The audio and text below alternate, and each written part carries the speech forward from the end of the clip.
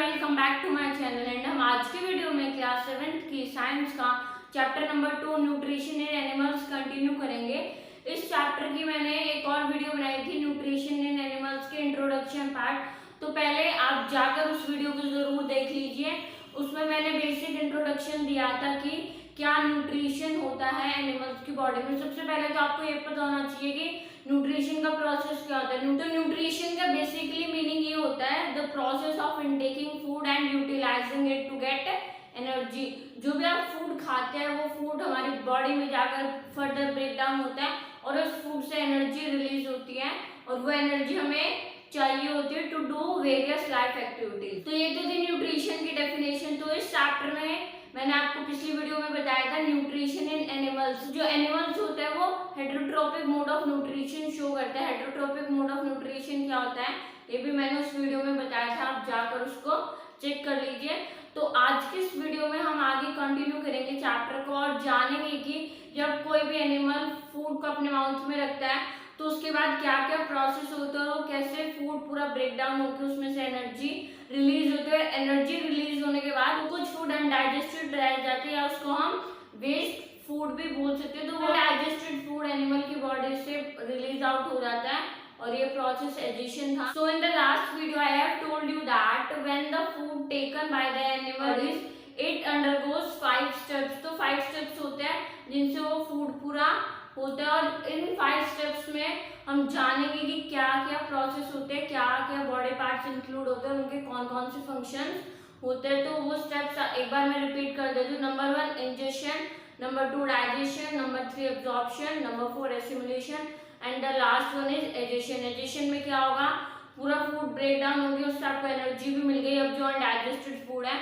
वो बॉडी से आउट हो जाएगा। तो इस वीडियो में हम सारे 5 स्टेप्स के बारे में डिटेल में जानेंगे, तो वीडियो के एंड तक जरूर देखिए। वीडियो आपके लिए बहुत ज्यादा इंपॉर्टेंट हो सकती है। The food taken by animals undergo 5 steps, यानी कि जो एनिमल्स अपना फूड खाते हैं वो इन 5 स्टेप से हो जाता है। जैसा कि आप लोग जानते हैं हम अपने फूड में क्या इनटेक करते हैं और एनिमल्स क्या खाते हैं, carbohydrates, protein, fats, vitamin and minerals and roughage. ये जो सारे फूड होते हैं ये कॉम्प्लेक्स फूड होते हैं और इन कॉम्प्लेक्स फूड का पहले ब्रेक डाउन होना ज़रूरी होता है, वरना ये हमारी बॉडी में डाइजेस्ट नहीं होते। तो जैसे ही एनिमल्स फूड को खाते तो उसके बाद ये 5 स्टेप्स होते हैं जिनके बारे में हम पढ़ेंगे।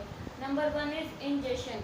Ingestion is a process in which the animal takes food inside body, यानी कि इंजेशन वो प्रोसेस होता है जिसमें एनिमल फूड को अपने माउथ के अंदर इनटेक करता है और हमारी बॉडी में फर्स्ट जो डाइजेशन स्टार्ट होती है वो हमारे टीथ से स्टार्ट होती है, क्योंकि जो टीथ होते हैं वो फूड को ब्रेक डाउन करना स्टार्ट कर देते हैं। So this process is called ingestion. At number 2 is digestion. In the digestion process, the food is digested into our body. After that, it will be absorbed by the body, and assimilation means to release out the energy from that absorbed food. And the last one is addition. Addition में क्या होता है, जो हमारा undigested food है वो हमारी body से रिमूव आउट हो जाता है। अब हम इन 5 स्टेप्स के बारे में 1 by 1 डिटेल में जानेंगे। फर्स्ट प्रोसेस आता है ingestion. The process by which food is taken inside the body of an organism is called ingestion. Ingestion वो प्रोसेस होता है जिसमें फूड, कोई भी ऑर्गेनिज्म फूड को अपनी बॉडी के अंदर इनटेक करता है। This process is called ingestion. तो अब हमने इंजेशन के प्रोसेस के बारे में तो जान लिया कि इंजेशन का प्रोसेस होता है इनटेकिंग ऑफ फूड। अब जैसा कि आप लोग जानते हैं अलग अलग ऑर्गेनिजम्स के डिफरेंट स्ट्रक्चर्स होते हैं, सबके स्ट्रक्चर्स, बॉडी के स्ट्रक्चर अलग अलग तरह से बने होते हैं। तो भगवान ने सभी को फूड हैबिट्स भी अलग अलग प्रोवाइड करे, यानी कि कुछ लोग किसी तरह से फूड को इनटेक करते हैं और कुछ ऑर्गेनिजम्स दूसरे तरीके से। सबके तरीके अलग अलग होते हैं फूड को अपनी बॉडी के अंदर इनटेक करने के। तो अब हम पढ़ेंगे different modes of feeding habits, यानी कि फीडिंग क्या होता है, फूड को फीड करना। तो सभी ऑर्गेनिजम्स डिफरेंट मेथड से फूड को फीड करते हैं। Number 1 in amoeba pseudopodium is used to engulf the food. जो अमीबा होते हैं यानी कि यूनिसेलुलर ऑर्गेनिज्म अमीबा, इसके अंदर क्या होता है सूडोपोडियम, यानी कि जिसको हम बोलते हैं फोल्स फीड। ये इससे अपने फूड को इनगल्फ करता है। इनगल्फ का मतलब अपने बॉडी के अंदर लेता है। तो अगर आपसे पूछा जाए कि अमीबा कैसे अपने फूड को इनटेक करता है, by the pseudopodium. It is also called false feet. Lizard, frog, chameleon have long sticky tongue to catch their prey. Prey क्या होता है? जो इंसेक्ट उनको खाना होता है. तो जो लिजर्ड होते हैं, फ्रॉग होते हैं, उनकी एक लॉन्ग सी स्टिकी टंग होती है जिससे कि वो अपने प्रे को कैच कर लेते हैं और वही उनका फूड होता है जिससे उनकी बॉडी में एनर्जी आती है. तो they have a long sticky tongue to catch their prey. A butterfly uses its feeding tube to suck nectar from flowers. अब जिन्हें देखा होगा कि जो बटरफ्लाइज होती है या फिर जो बीज होती है वो क्या करती है, फ्लावर्स से नेक्टर लेने के लिए अपनी एक फीडिंग ट्यूब को यूज़ करती है, यानी कि उसको वो सक कर लेती है नेक्टर को. तो जो बटरफ्लाइज होते हैं मेनली ये लिक्विड फूड पर फीड करती है क्योंकि जो नेक्टर होता है वो लिक्विड फूड होता है या फिर जो ब्लड टाइप होता है. तो they use their feeding tube to suck the nectar. Snakes जो होती है वो क्या करती है, सीधा ही किसी भी स्मॉल एनिमल को स्वेलो कर जाती है. अब इनमें तो मेहनत लगती ही नहीं है. जो भी स्नेक होगी उसको कोई छोटा एनिमल दिखा उसको वो निगल जाएगी. स्वेलो मीन्स निगलना. And we use our hands to eat the foods. और हम ह्यूमन बींग्स क्या करते हैं, अपने हाथों से फूड को अपने बॉडी के अंदर इनटेक करते हैं. तो सभी के पास अलग अलग फीडिंग हैबिट्स होती हैं. अब हमारा सेकेंड प्रोसेस आता है digestion. The breakdown of the various complex nutrients present in the ingested food into simpler substances is called digestion. ये जो मैं डेफिनेशंस लिखवा रही हूँ आप इनको साइड बाय साइड नोट भी कर सकते हैं ताकि बाद में आप इनसे रिवाइज कर सकें. तो हमने इंजेक्शन प्रोसेस पढ़ लिया. उसके बाद सेकेंड प्रोसेस आता है डाइजेशन. डाइजेशन में क्या होता है, जो हमने फूड इंजेस्ट करा है यानी कि जो फूड हमारे बॉडी के अंदर गया है वो कैसा फूड होता है, कॉम्प्लेक्स फूड, यानी कि उसके अंदर कॉम्प्लेक्स न्यूट्रिएंट्स प्रेजेंट होते हैं. न्यूट्रिएंट्स क्या होते हैं, carbohydrates, fats etcetera.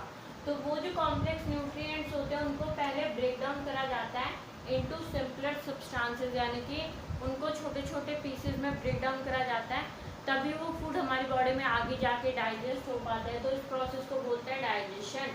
The break down of the various complex nutrients present in the ingested food into simpler substances is called digestion. अब next हमारा इसमें मेथड आता है third, absorption. The process of absorbing the digested food by the body to reach into blood is called absorption. यानी हमने पिछले method में पढ़ा था डाइजेशन, उस प्रोसेस में हमारा फूड डाइजेस्ट हो जाता है. उसके बाद वही फूड अब हमारी बॉडी में एब्जॉर्ब होता है यानी कि to reach into the blood. जो फूड है वो एब्जॉर्ब होके डिफरेंट हमारे बॉडी पार्ट्स में चला जाता है ताकि वो उस डाइजेस्टेड फूड को एब्जॉर्ब कर सके. नेक्स्ट फोर्थ मेथड आता है assimilation. It is the utilisation of the absorb food by the process of growth, reproduction, repair by the living organisms. Assimilation में क्या होता है, जो फूड अब different parts of the body या फिर डिफरेंट सेल्स ने एब्जॉर्ब करा है उस फूड को अब हम यूटिलाइज करते हैं, यानी कि उस फूड से एनर्जी जो रिलीज होती है वो हमारे बॉडी के थ्रू यूटिलाइज होती है to do various processes, for example growth, reproduction and repair. जो हमारी बॉडी में ग्रोथ होती है तो उसके लिए एनर्जी चाहिए होती है. वो एनर्जी इस प्रोसेस में हमें मिलती है यानी कि जो एब्जॉर्ब फूड है उसको हम यूटिलाइज कर लेते हैं टू गेट द एनर्जी. जो रिप्रोडक्शन प्रोसेस होता है एंड रिपेयर.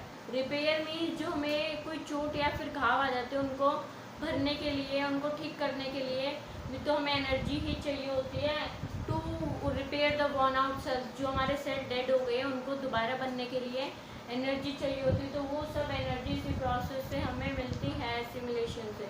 एसिमिलेशन में होता क्या है, जो एब्जॉर्ब फूड है वो यूटिलाइज हो जाता है. Fifth one and the last one process is egestion. Removal of undigested food and solid waste materials from the body is called egestion. Egestion वो प्रोसेस होता है जिसमें हमने जो फूड खाया था वो जो फूड डाइजेस्ट नहीं हुआ यानी कि अनडाइजेस्टेड फूड है और जो सॉलिड वेस्ट है वो हमारी बॉडी से रिमूव आउट होने के प्रोसेस को ही एडिशन बोलते हैं. अब जो हम फूड खाते हैं वो कम्प्लीटली थोड़ी ना डाइजेस्ट होता है, उसमें से कुछ फूड अनडाइजेस्टेड रह जाता है और जो फूड हम खाते हैं उसमें भी जो वेस्ट मटेरियल बनता है यानी कि जो सॉलिड वेस्ट मटेरियल उसमें बनता है वो हमारी बॉडी से रिमूव आउट होने के प्रोसेस को हम नेम देते हैं एडिशन. तो मेनली यही 5 स्टेप्स थे जो न्यूट्रिशन प्रोसेस में इन्वॉल्व होते हैं. सारे वो ऑर्गेनिज्म जो कि heterotrophic mode of nutrition show करते हैं, वो इन्हीं पांचों प्रोसेस से अपने फूड को इनटेक करते हैं एंड डाइजेस्ट करते हैं, उसी से एनर्जी भी लेते हैं and the removal of the waste product at the end. So these are the 5 processes involved in the process of nutrition. So students, अब हम पढ़ेंगे न्यूट्रिशन इन अमीबा. अमीबा जो होता है वो एक यूनिसेलुलर ऑर्गेनिज्म होता है, यानी कि अमीबा के अंदर एक ही सेल प्रेजेंट होता है जो कि सारे फंक्शंस खुद ही करता है. जितने भी हमने 5 स्टेप्स पढ़े थे न्यूट्रिशन प्रोसेस के, तो अमीबा में एक ही सेल पांचों प्रोसेसेस को करता है. तो ये जो अमीबा का स्ट्रक्चर कुछ ऐसा होता है. जो अमीबा की आपको फिगर दिख रही है, इसमें अमीबा की शेप कुछ इरेगुलर ही होती है. तो मेनली इस प्रोसेस में क्या होता है न्यूट्रिशन इन अमीबा में, ये अमीबा होता है जैसे ही कोई भी इसका प्रे आता है इसके पास, तो ये उसको ऐसे अपने स्ट्रक्चर कुछ इस तरह से बना लेता है जिसके थ्रू ये उस प्रे को अपने बॉडी के अंदर इनटेक कर सके. This lining is called pseudopodia. यहाँ पे मैंने इसकी लाइनिंग बनाई है, इसी को हम बोलते हैं सूडोपोडिया. हमने डिफरेंट फीडिंग हैबिट्स में भी पढ़ा था कि जो अमीबा है वो अपना फूड कैसे इनटेक करता है, by these false feet called pseudopodia. ये जो होती है अपना स्ट्रक्चर चेंज कर लेती है जैसे ही कोई फूड इनके पास आता है. इसके बाद क्या होता है, ये जो अमीबा होता है ये फूड को ट्रैप कर लेता है. मतलब ये पूरी तरह से अपना स्ट्रक्चर इस तरह बना लेता है, जो फूड है वो उसमें बीच में फंस जाता है. इस तरह से फूड को अमीबा ने ट्रैप कर लिया. उसके बाद क्या होता है, वो फूड को अपनी बॉडी के अंदर इनटेक कर लेता है. तो देखा आपने यहाँ पर सारे जो स्टेप्स हो रहे हैं वो एक ही सेल कर रहा है अमीबा में. पहले वो फूड को ऐसे अपनी बॉडी के सरफेस में ट्रैप करता है, उसके बाद फूड को अपनी बॉडी के अंदर इनटेक कर लेता है और इस फूड को डाइजेस्ट करने के बाद यहाँ से ही ये जो इसकी लाइनिंग है ये इस फूड को रिमूव आउट कर देता है, जिसको हम एडिशन प्रोसेस बोलते हैं. तो ये अमीबा का डायग्राम आपको एग्जाम में बनाने के लिए भी आ सकता है, या फिर आपसे इसकी लेबलिंग पूछ ली जाती है that what are these phosphate called. These are called pseudopodia and you have to learn the spelling also. ये जो फूड को अपने अंदर ट्रैप कर लेता है, अब ये फूड ना कहला के फूड वैक्यूल कहलाता है. यानी कि फूड वैक्यूल है, इसके अंदर क्या होते हैं, न्यूट्रिएंट्स होते हैं जिनसे अमीबा एनर्जी लेने वाला है. इसको हम बोलेंगे फूड वैक्यूल. तो ये पूरा था nutrition in amoeba. I hope this is clear to you. अब नेक्स्ट हम पढ़ेंगे nutrition in human beings, means nutrition process in multicellular organisms. और इस चैप्टर में हम जितना भी पढ़ रहे हैं सब एनिमल्स के बारे में ही पढ़ रहे हैं. न्यूट्रिशन इन एनिमल्स मतलब कि जितने भी हेटेरोट्रॉपिक मोड ऑफ न्यूट्रिशन है वो कैसे न्यूट्रिशन प्रोसेस शो करते हैं, हमने वो इस चैप्टर में पढ़ रहे हैं. हमने पहले यूनिसेलुलर के बारे में पढ़ लिया, अब हम पढ़ेंगे इन multicellular in the human beings. तो अब न्यूट्रिशन इन ह्यूमन बींग्स, आप लोग जानते हैं जो ह्यूमन बींग्स होते हैं वो ऑम्निवोरस कैटेगरी में आते हैं, यानी कि वो प्लांट्स को भी खाते हैं और अदर एनिमल्स को भी ईट करते हैं. तो जो ह्यूमन बींग्स हैं इनका जो डाइजेशन का प्रोसेस है वो एक कॉम्प्लेक्स प्रोसेस है. It is not easy like amoeba. इसमें जो हम फूड खाते हैं वो कॉम्प्लेक्स फूड होता है, उसको ब्रेक डाउन करने के लिए बहुत सारे हमारे ऑर्गन्स हैं जो उसमें हेल्प करते हैं in breaking down of food. और उन्हीं सब ऑर्गन्स को मिला के हमारी बनती है एलिमेंट्री कैनाल. तो अब बात आती है एलिमेंट्री कैनाल होती क्या है. Alimentary canal is a long and a coil tube. जैसे कि कॉइल होती है इस तरह से एलिमेंट्री कैनाल होती है. और हमारे एलिमेंट्री कैनाल हमारे माउथ से ही स्टार्ट हो जाते हैं. जिस तरह से हम फूड को माउथ में रखते हैं वहाँ से एलिमेंट्री कैनाल स्टार्ट होती है और वो जाती है एनस तक, जहाँ पर कि एडिशन ऑफ फूड होता है. तो एलिमेंट्री कैनाल में ये सारे ऑर्गन्स इंक्लूड होते हैं. नंबर 1 माउथ और माउथ कैविटी. माउथ कैविटी में हमारे teeth and tongue, all these are included. Second is food pipe या फिर ईसोफेगस. फूड पाइप का ही दूसरा नाम क्या होता है, ईसोफेगस. ये भी आपसे पूछ लिया जाता है what is the another name of food pipe. जो फूड पाइप होती है वो हमारी माउथ के बाद से स्टार्ट हो जाती है और वो होती है स्टमक तक. कहाँ तक होती है, स्टमक तक. फूड पाइप माउथ से स्टार्ट होकर स्टमक तक होती है.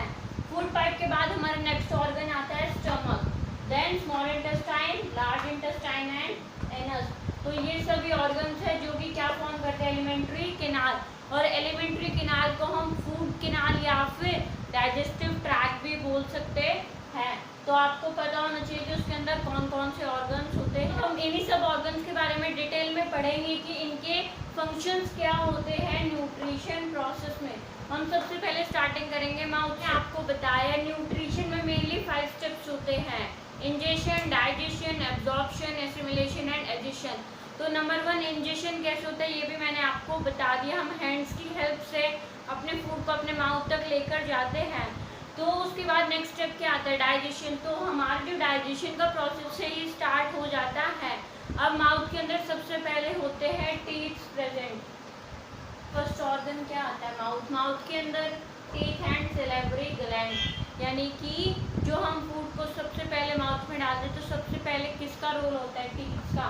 जो टीथ होते हैं वो जो हम फूड पार्टिकल खाते हैं वो बड़ा होता है, उसको स्मॉलर पीसेस में ब्रेक डाउन करने में हेल्प करते हैं टीथ। टीथ मेनली 4 टाइप्स के होते हैं, incisors, canines, premolars and molars. जो इंसीजर्स होते हैं वो टोटल 8 नंबर होते हैं, यानी कि 4 ऊपर वाले जॉ में एंड 4 नीचे वाले जॉ में, 4 in upper jaw and 4 in lower jaw. इसी तरह से जो कैनाइन्स होते हैं वो टोटल 4 ही इन नंबर्स होते हैं, 2 in upper jaw and 2 in lower jaw. Premolars are 8 in numbers, 4 in upper jaw and 4 in lower jaw. And the molars are total 12 in number. 6 teeth are present in each jaw. So ये आपसे पूछ लिया जाता है कि incisors कितने होते हैं total, canine, premolar and molar. तो टीथ का मेन फंक्शन क्या होता है, they break down the food into smaller pieces. वो फूड को ब्रेक डाउन करते हैं च्यू करके। तो जो इंसीजर्स होते हैं वो फ्रंट के 4 टीथ होते हैं। तो what they do, they help in cutting and biting the food. वो सबसे पहले फूड को कट एंड बाइट करने में हेल्प करते हैं। देन हमारे आते हैं canines. Canines help in tearing the food. Premolars help in chewing and grinding the food. जैसे कि हमारे पास ग्राइंडर होता है उसमें हम ग्राइंड करते हैं, उसी तरह से जो प्रीमोलर्स और मोलर्स होते हैं इन दोनों के फंक्शन सेम होते हैं, chewing and grinding the food. तो ये हमने सबसे पहले बात करी थी टीथ की। टीथ के बाद क्या होता है, वो जो फूड है वो मतलब छोटे छोटे पीसों, जो अब हमने बात करी टीथ की। टीथ क्या काम करते हैं, फूड को ब्रेक डाउन कर देते स्मॉलर पीसेस में, बट वो अभी कम्प्लीटली डाइजेस्ट नहीं होते। तो वो टंग पर जो सलाइवा प्रेजेंट होता है वो सलाइवा उस फूड को वेट करने में हेल्प करता है। तो अगर आपसे फंक्शन ऑफ सिलेवरी ग्लैंड पूछ लिया जाए तो सिलेवरी ग्लैंड के अंदर क्या होता है, सलाइवा होता है, जो कि जो फूड हमने थोड़ा बहुत टीथ की हेल्प से ब्रेक डाउन कर दिया उस फूड को वेट करने में हेल्प करता है, ताकि वेटेड फूड स्वेलोड ईजिली, यानी कि वो फूड निगला जाए, वो नीचे पास डाउन हो जाए जल्दी से। अब जो हमारे टीथ के फंक्शंस थे वो तो कवर हो गए। उसके बाद आता है टंग। तो अगर आपसे पूछे जाए what is the function of tongue, it helps in mixing the food with saliva. जो टंग होती है हमारी वो फूड को सलाइवा के साथ मिक्स करने में हेल्प करती है। अब व्हाट इज सलाइवा, सलाइवा क्या होता है, it is the watery substance that is present in the mouth. हमारे माउथ के अंदर एक वाटरी सब्सटेंस होता है स्टिकी जैसा, वो कहलाता है सलाइवा। तो जो टंग होती है वो हमारा जो फूड ब्रेक डाउन हो गया था टीथ में उसको ये सलाइवा के साथ मिक्स करती हैं। और ये सलाइवा का क्या फंक्शन होता है, फिर ये सलाइवा जो हमारा फूड है उसको वेट करने में हेल्प करता है, यानी कि उस फूड को गीला कर देता है, जिसकी वजह से वो फूड स्वेलोड होने में आसानी हो जाती है, यानी कि वो फूड फिर हमारी फूड पाइप के अंदर एंटर करते हैं। तो उसको कौन लेकर जाते हैं, सलाइवा लेकर जाते हैं। वो सलाइवा उस फूड को वेट कर देता है। और ये जो सलाइवा है ये इसी सेलेवरी ग्लैंड से सेक्रीट होता है। तो जो 3 चीज़ें थी हमारे माउथ में, टंग, टीथ एंड सेलेवरी ग्लैंड, इनके बारे में हमने जान लिया। जो सेलेवरी ग्लैंड होती है वो सलाइवा को सेक्रीट आउट करती है और सलाइवा फूड को वेट करने में हेल्प करता है। हमने माउथ का तो पूरा पढ़ लिया कि माउथ में क्या क्या होता है। अब उसके बाद वो फूड जाता है फूड पाइप के अंदर। तो हम पढ़ेंगे कि फूड पाइप के अंदर क्या होता है उस फूड के साथ। उसके बाद हमारा फूड आता है फूड पाइप के अंदर, यानी कि वो पुश डाउन होके फूड पाइप में आता है। जो फूड पाइप होती है उसी को हम ईसोफेगस भी बोलते हैं। एंड जो फूड पाइप होती है हमारे माउथ के बाद से स्टार्ट होती है और ये स्टमक तक जाती है। तो ये जो फूड पाइप है इसके अंदर कोई डाइजेशन नहीं होती, बस ये क्या काम करती है, वो जो फूड हमने टीथ में ब्रेक डाउन करा था उस फूड को स्टमक तक ले जाने का काम करती है फूड पाइप। और जो फूड पाइप होते हैं इसमें एक मूवमेंट होती है जो होती है पेरिस्टलेटिक मूवमेंट। अब ये क्या होती है, the contraction and expansion of the walls of the food pipe. जैसे ही जो फूड है इसके अंदर जाते हैं तो ये contraction and expansion movement show करते हैं, जिसके कारण जो फूड होता है उसको जाने में आसानी हो जाए। ये यानी कि अपने आप को एक बार कॉन्ट्रैक्ट कर लेती है और एक बार एक्सपैंड कर लेती है, जिसके कारण जो फूड है वो इजीली पुश डाउन हो सके। और फूड पाइप के बाद हमारा फूड एंटर होता है स्टमक में, जहाँ पर डाइजेशन प्रोसेस है। अब हमारा थर्ड ऑर्गन आता है एलिमेंट्री किनारे का, जो कि होता है स्टमक। जो स्टमक होता है वो वाइडेस्ट पार्ट होता है हमारी पूरी एलिमेंट्री किनारे में, यानी कि सबसे चौड़ा और बड़ा पार्ट कौन होता है, स्टमक। जो स्टमक होता है वो जे शेप का स्ट्रक्चर उसका होता है, जे शेप की तरह से होता है। तो जो सबसे पहले हमारी डाइजेशन का प्रोसेस स्टार्ट हुआ था वो माउथ से ही हो गया था।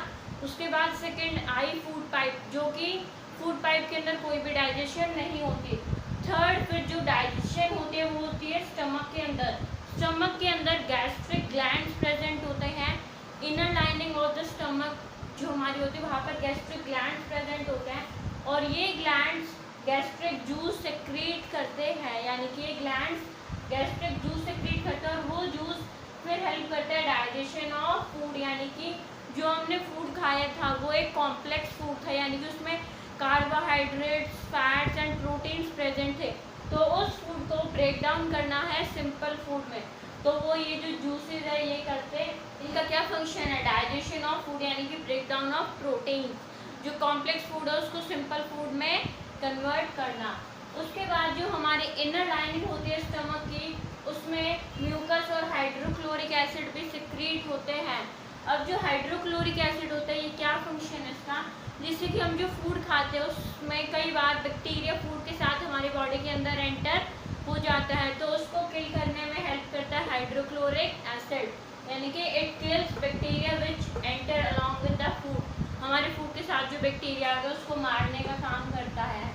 And second, it makes the medium acidic so that the digestive juices act. अब जो हाइड्रोक्लोरिक एसिड होता है, अभी एसिड है, तो ये जो मीडियम होती है स्टमक में उसको एसिडिक बना देता है, क्योंकि ये जो हमने जूसेस के बारे में पढ़ा था ये जूसेस तभी एक्ट करते हैं जब मीडियम एसिडिक हो, वरना ये एक्ट नहीं करते, यानी कि अपना काम नहीं करते। इसलिए जो हाइड्रोक्लोरिक एसिड है वो मीडियम को एसिडिक बनाने में भी हेल्प करता है।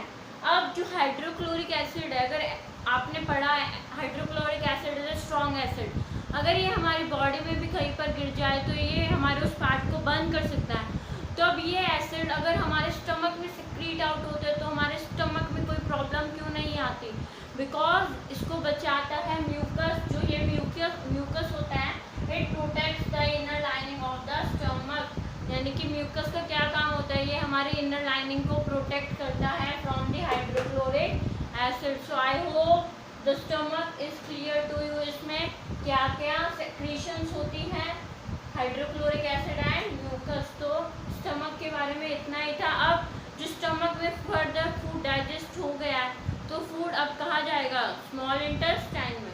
Number 4, small intestine. जो स्मॉल इंटेस्टाइन होता है ये लॉन्गेस्ट पार्ट होता है हमारी एलिमेंट्री कैनाल का।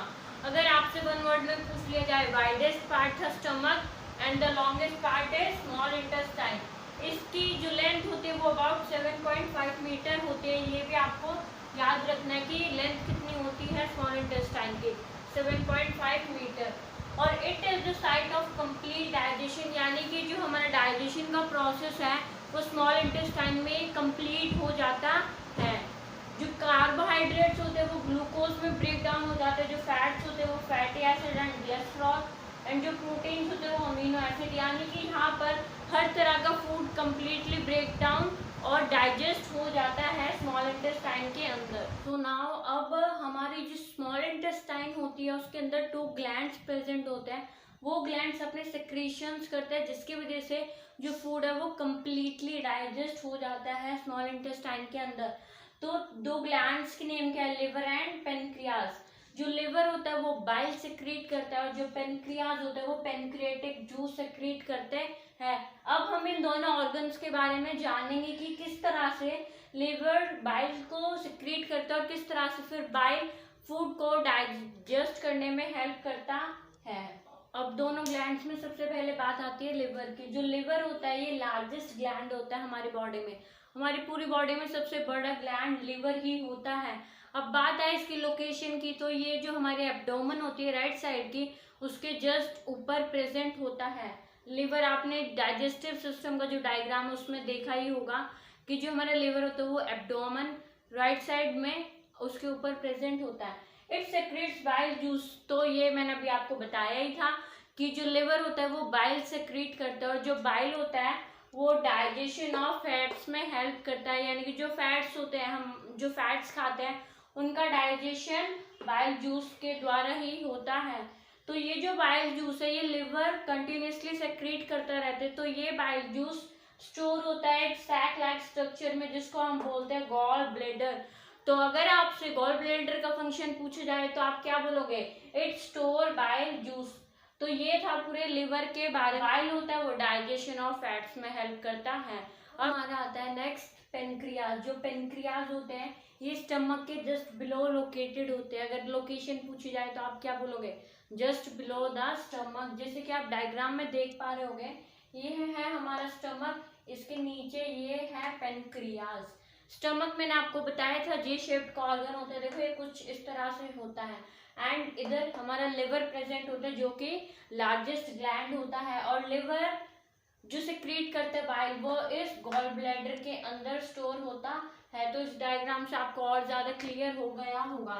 तो अब ये जो पेनक्रियाज है ये क्या सेक्रेट करता है? दे सेक्रेट पेनक्रियाटिक जूस। और जो पेनक्रियाटिक जूस होता है वो कार्बोहाइड्रेट्स, फैट्स एंड प्रोटीन्स यानी कि तीनों पर ही एक्ट करता है, तीनों को डाइजेस्ट करने में मदद करता है। जिस तरह से जो बाइल था वो खाली फैट्स को डाइजेस्ट करता है, यहाँ पर ऐसे नहीं है। जो पेनक्रियाटिक जूस होता है वो कार्बोहाइड्रेट्स, फैट्स एंड प्रोटीन्स तीनों को डाइजेस्ट करता है। और स्टार्टिंग में बता ही दिया था जो कार्बोहाइड्रेट्स होते हैं वो ग्लूकोज में ब्रेक डाउन हो जाते हैं, जो फैट्स होते हैं वो फैटी एसिड एंड जो प्रोटीन्स होते हैं वो अमीनो एसिड में ब्रेक डाउन हो जाते हैं। और यहाँ पर हमारा डाइजेशन का प्रोसेस फिनिश हो जाता है। अब इसके बाद हमने नेक्स्ट स्टेप क्या पढ़ा था न्यूट्रिशन में? एब्जॉर्प्शन। जो एब्जॉर्प्शन होते हैं वो भी स्मॉल इंटेस्टाइन से ही स्टार्ट हो जाती है। तो यहाँ पर हमारा डाइजेशन टॉपिक कवर हो गया है। अब हम इसके बाद पढ़ेंगे कि किस तरह से स्मॉल इंटेस्टाइन में एब्जॉर्प्शन का प्रोसेस स्टार्ट होता है। अब हमारा डाइजेशन का प्रोसेस तो फिनिश हो गया था स्मॉल इंटेस्टाइन में, उसके बाद आता है एब्जॉर्प्शन का प्रोसेस। हमारे स्मॉल इंटेस्टाइन में जो इनर लाइनिंग होती है वहां पर बहुत सारे फिंगर लाइक प्रोजेक्शन प्रेजेंट होती है जिनको हम नेम देते हैं विली। तो अगर आपसे पूछा जाए व्हाट इज विली तो आप बोलोगे finger like projections present in the inner lining of the small intestine. यानी कि हमारे स्मॉल इंटेस्टाइन में इनर लाइनिंग में ये विली प्रेजेंट होती है। अब ये विली करती क्या है? ये सरफेस एरिया को इंक्रीज कर देती है। What is the function of villi?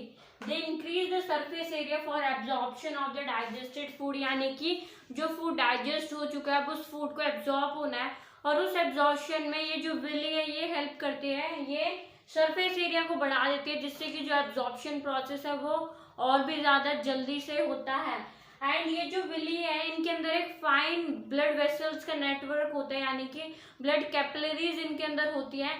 जो फूड अब डाइजेस्ट हो गया उसको एब्जॉर्ब करना है तो ये विली की मदद से ही होता है। उसका फंक्शन मैंने आपको बता दिया that they help in absorption of the food. यानी कि they increase the surface area and then helps in absorption of the food. अब इसमें होता क्या है? जैसे कि सबसे पहले हमने फूड खाया, वो माउथ में थोड़ा सा ब्रेक डाउन हुआ, उसके बाद वो फूड पाइप के थ्रू हमारे स्टमक में गया जहाँ पर कि वो डाइजेस्ट हुआ और उसके बाद वो फर्दर स्मॉल इंटेस्टाइन में चला गया जहाँ पर कि डाइजेशन प्रोसेस कंप्लीट हो गया। उसके बाद हमारे स्मॉल इंटेस्टाइन में एब्जॉर्प्शन का प्रोसेस स्टार्ट हो जाता है। एब्जॉर्प्शन के प्रोसेस में सबसे पहले काम आता है विली का, वो फूड को एब्जॉर्ब कर लेती है। यानी कि जो फूड डाइजेस्ट हो गया वो विली के द्वारा एब्जॉर्ब हो जाता है और वो फिर एब्जॉर्ब फूड ट्रांसपोर्ट होता है ब्लड को। यानी कि हमारे जो ब्लड वेसल्स होते हैं वो उस एब्जॉर्ब फूड को हमारे पूरी बॉडी में डिफरेंट सेल्स के पास लेकर जाते हैं। तो अभी ये जो एब्जॉर्प्शन प्रोसेस है ये कंप्लीट नहीं होता स्मॉल इंटेस्टाइन में। अब ये जो फूड है ये फर्दर जाता है लार्ज इंटेस्टाइन में, जो कि हमारा 5th ऑर्गन था एलिमेंट्री कैनाल का। अब हम उसके बारे में जानेंगे that in the large intestine how the absorption process takes place. Next organ था वो था लार्ज इंटेस्टाइन, यानी कि जो फूड स्मॉल इंटेस्टाइन से आया था वो अब आता है लार्ज इंटेस्टाइन में।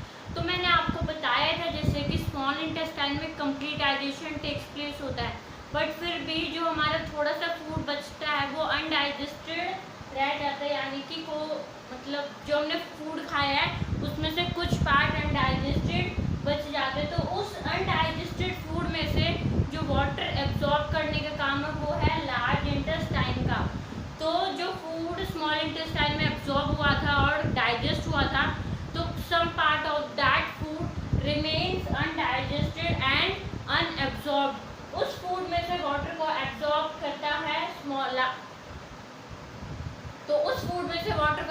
करता है लार्ज इंटेस्टाइन। यही लार्ज इंटेस्टाइन का फंक्शन था, यहाँ पर किसी भी तरह की डाइजेशन नहीं होती, पर एब्जॉर्प्शन ऑफ वाटर का काम होता है। तो उसके बाद हमारा लास्ट ऑर्गन आता है एनस, जहाँ पर the faecal matter is passed out through an opening called the anus. Anus से जो हमारा अनडाइजेस्टेड फूड मटेरियल है या फिर जो भी वेस्टेज का प्रोडक्ट है वो हमारी बॉडी से रिमूव आउट हो जाते हैं, और इसी प्रोसेस को हम नेम देते हैं एडिशन।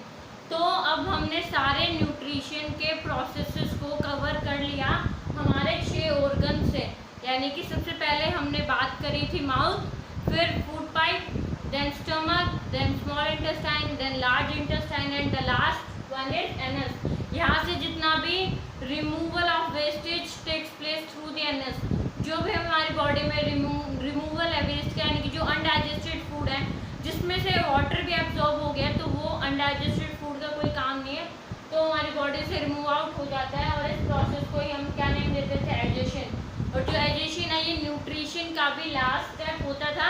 इसके बाद जो हमारे न्यूट्रिशन का टॉपिक था इन ह्यूमन बींग्स वो कंप्लीट हो गया। वीडियो में न्यूट्रिशन इन अमीबा यानी कि unicellular and nutrition in human beings यानी कि मल्टीसेलुलर, दोनों के बारे में हमने पढ़ लिया कि कैसे न्यूट्रिशन प्रोसेस इनमें होता है। एंड इस चैप्टर में एक छोटा सा टॉपिक बचता है nutrition in plant eater animals यानी कि रूमिनेंट्स। जो एनिमल्स प्लांट्स को खाते जैसे कि काऊ वो ग्रास को खाती है, तो उसमें क्या होता है न्यूट्रिशन के प्रोसेस में, तो उसके लिए मैं आपके लिए एक अलग से वीडियो बनाऊंगी जिसमें आपको वो छोटा सा टॉपिक है वो कवर हो जाएगा, nutrition in plant eating animals. I hope you like this video. Next video देखने के लिए प्लीज़ चैनल को सब्सक्राइब जरूर करें एंड बेल आइकन को प्रेस कर लें ताकि मेरी वीडियोस की नोटिफिकेशन आपके पास सबसे पहले आ जाए। And please also like share and subscribe the video. Thank you.